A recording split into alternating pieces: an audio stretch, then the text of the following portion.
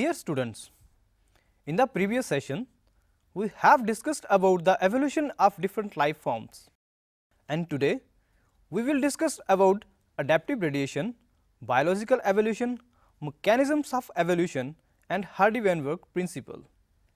During his journey, Darwin went to Galapagos Island. There, he observed an amazing diversity of creatures. Of particular interest, small black birds, later called Darwin's finches, amazed him. He realized that there were many varieties of finches in the same island. All the varieties, he conjectured, evolved on the island itself. From the original seed-eating features, many other forms with altered beaks arose, enabling them to become insectivorous and vegetarian finches.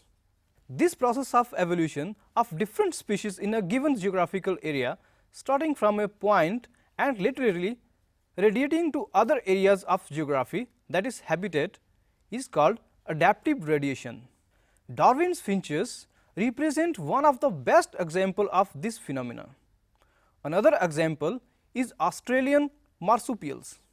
A number of marsupials, each different from others, evolved from an ancestral stock what all within the Australian island continent.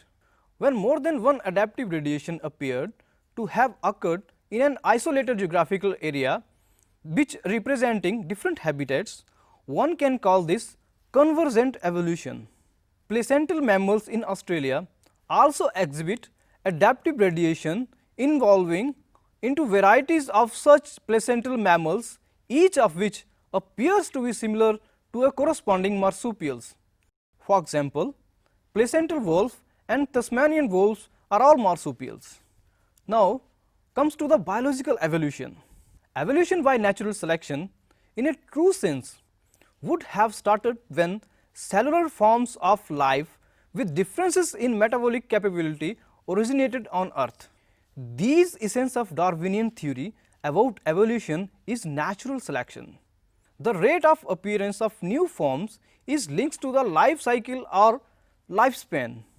Microbes that divide fast have the ability to multiply and become millions of individuals within hours.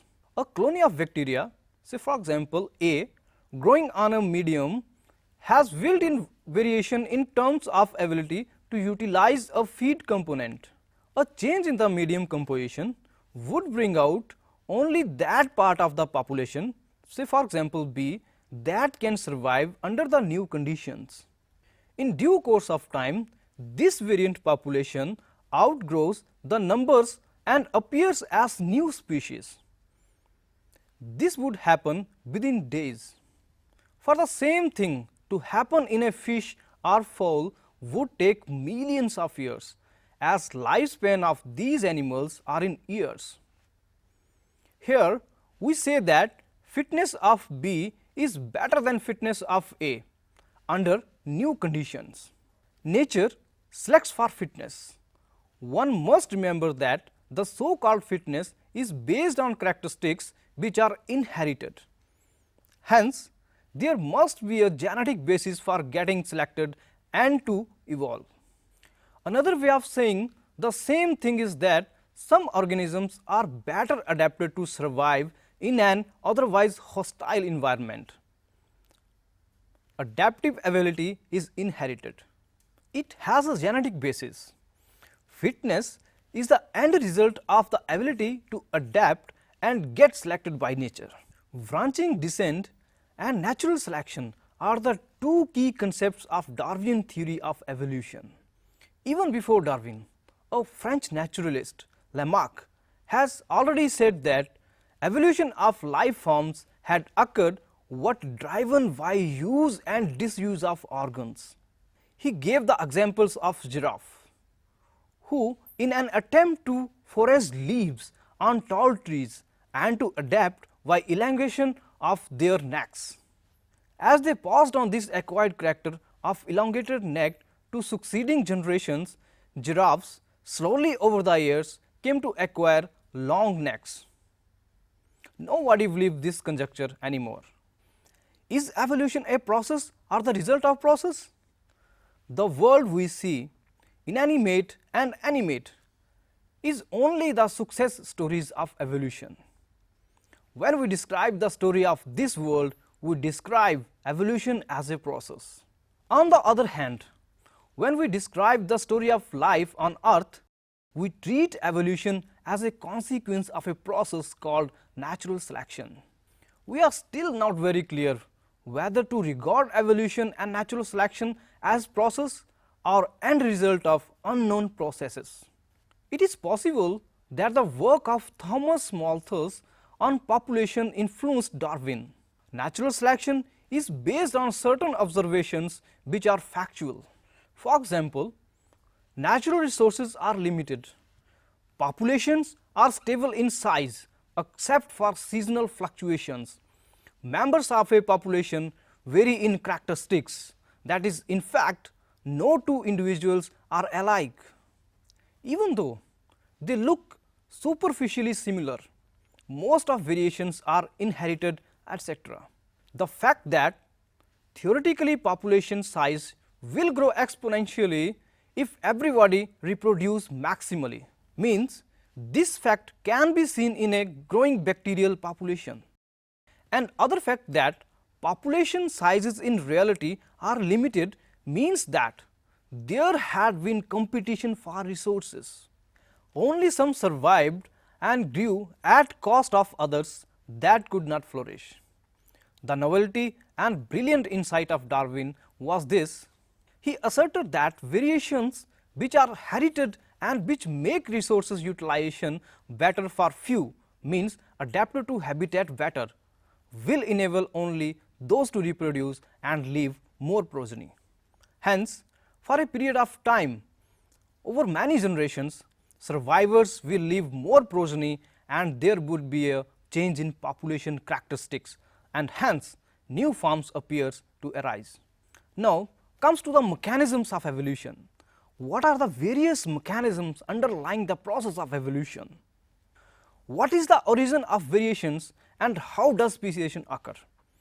Even though Mendel had talked of inheritable factors influencing phenotype, Darwin either ignored these observations or kept silence.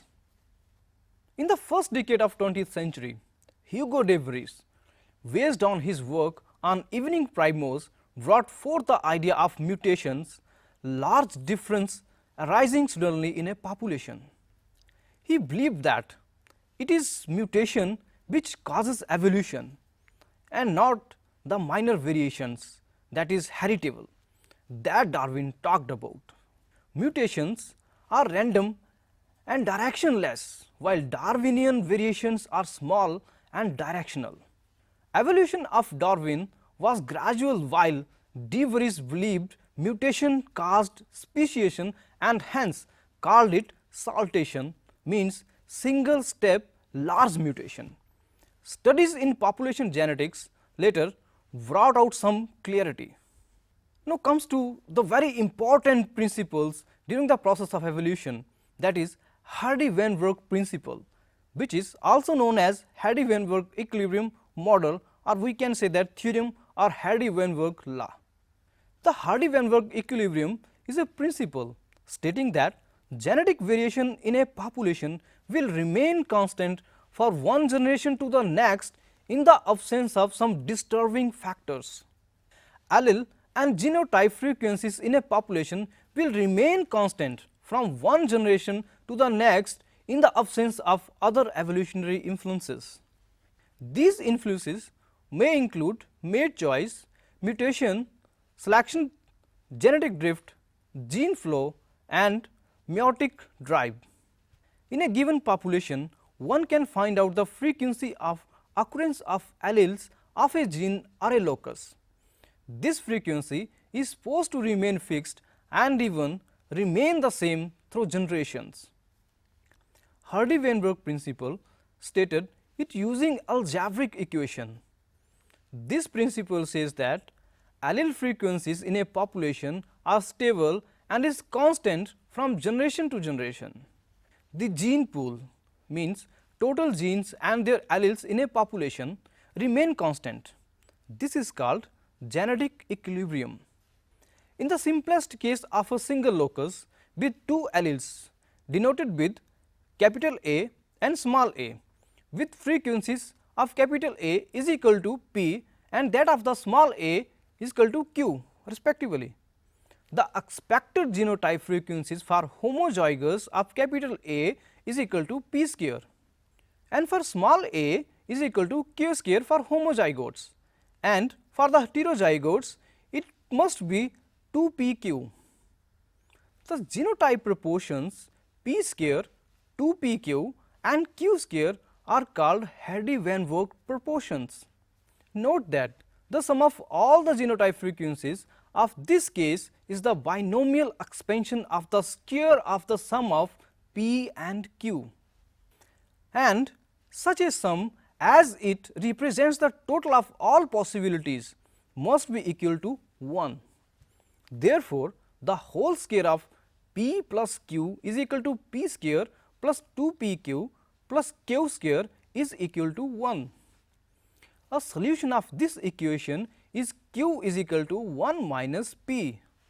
Hardy-Van Wert proportions of two alleles. The horizontal axis shows that the two allele frequencies P and Q, and the vertical axis shows the expected genotype frequencies. Each line shows one of the three possible genotypes. 5 factors are known to affect Hardy-Van Wert equilibrium. These are gene migration or gene flow, genetic drift, mutation, genetic recombination and natural selection.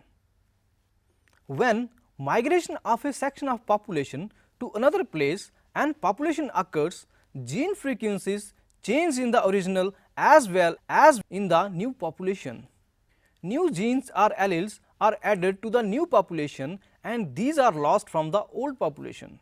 There would be a gene flow if this gene migration happens multiple times. If the same change occurs by chance, it is called genetic drift. Sometimes the change in allele frequency is so different in new sample of population that they become a different species.